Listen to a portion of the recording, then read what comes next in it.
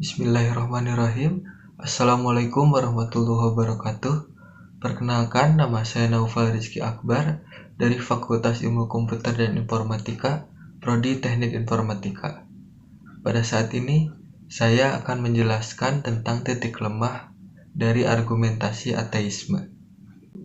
Sebelum menjabarkan hasil pencarian dan penemuan saya mengenai titik lemah argumentasi ateisme, berikut definisi ateisme. Ateisme adalah sebuah paham yang meyakini bahwa Tuhan itu tidak ada.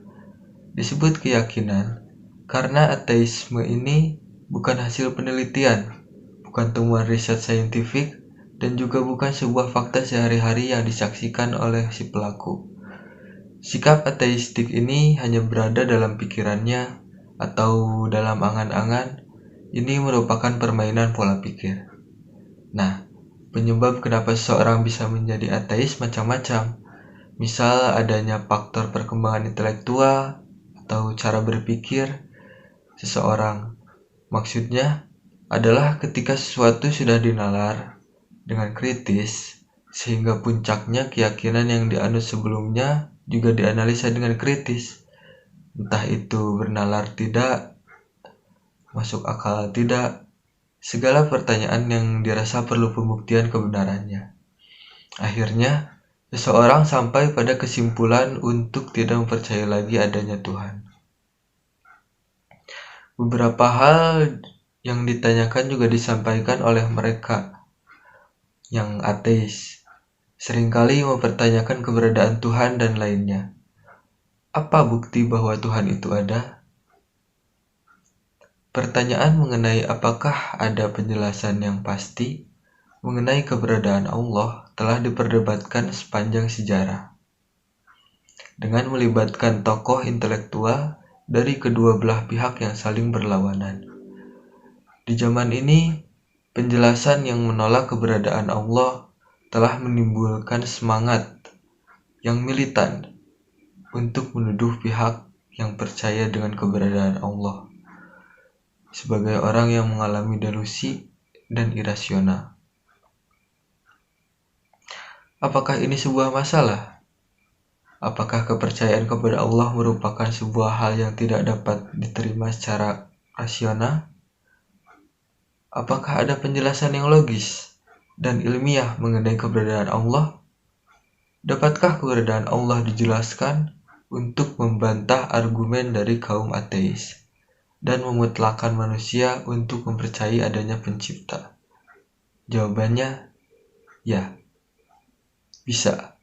Lebih jauh, adanya keabsahan penjelasan tentang keberadaan Allah bagi kaum ateis akan tetap terlihat sebagai sesuatu yang lemah secara intelektual.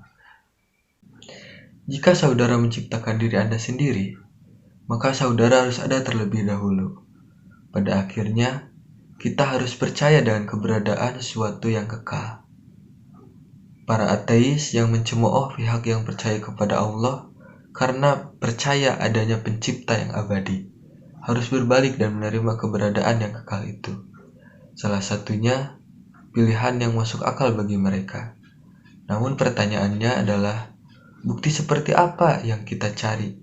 Apakah ada bukti yang menunjukkan kalau ciptaan itu terlebih dahulu ada ketimbang pencipta, atau pencipta yang terlebih dahulu ada ketimbang ciptaannya?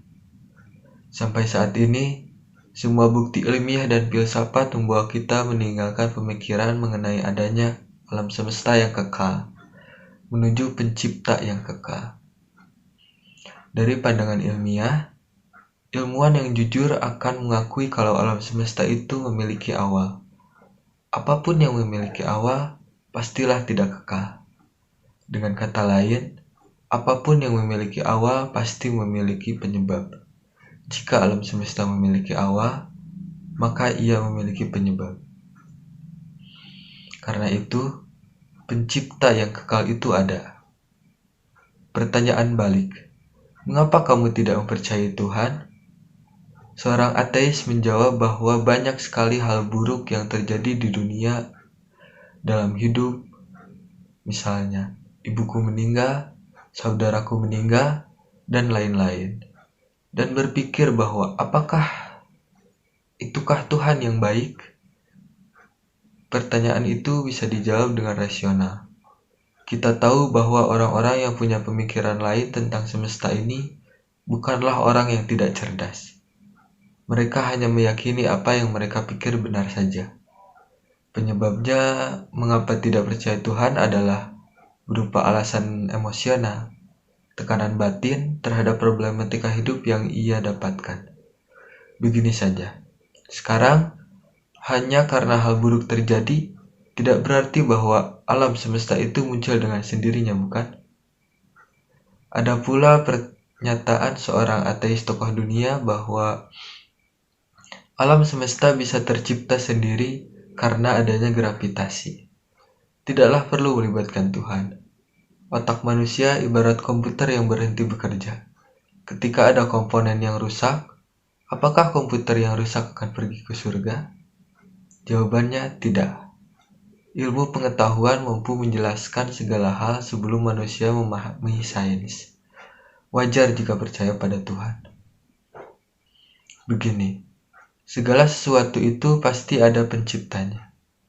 Jika tanpa keterlibatan Tuhan, maka siapakah yang menciptakan gravitasi?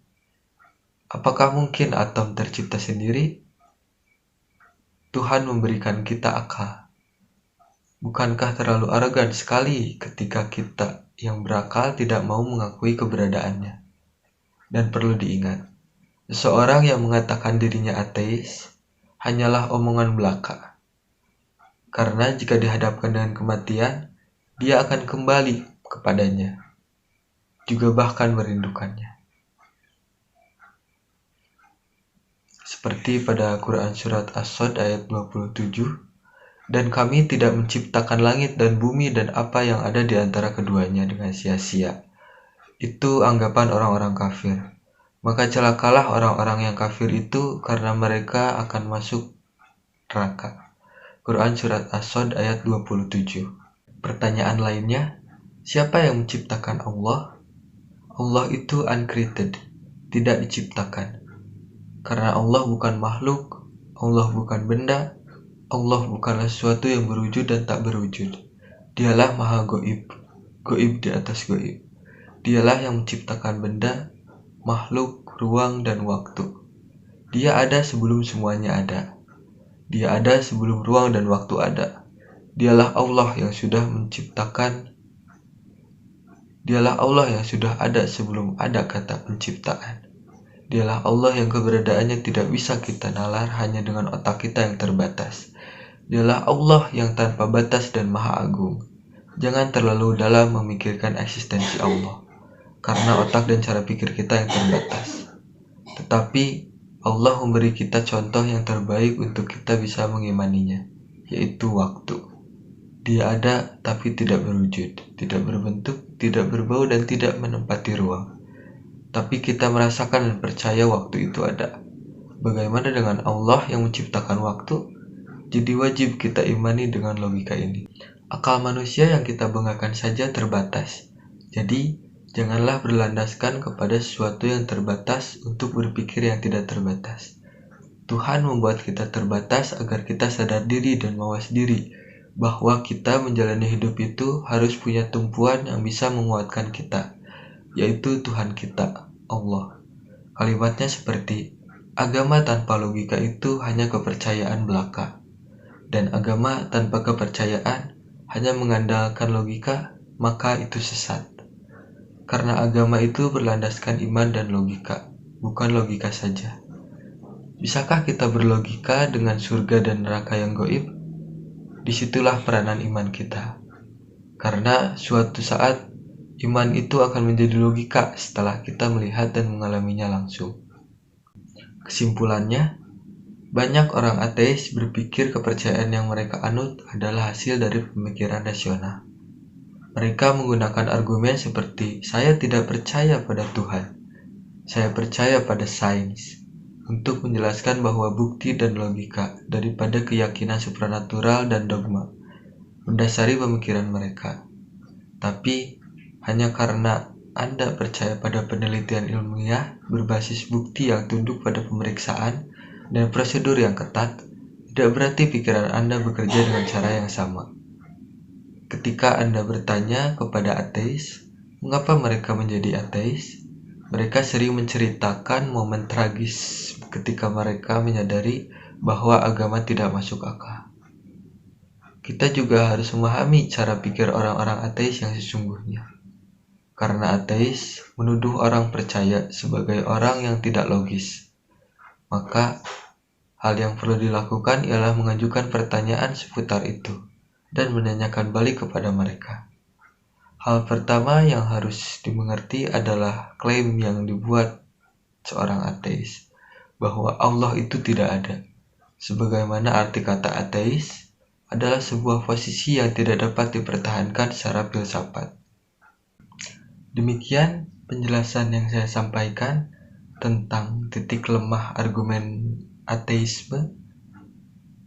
Mohon maaf bila ada kesalahan. Terima kasih atas perhatiannya. Wassalamualaikum warahmatullahi wabarakatuh.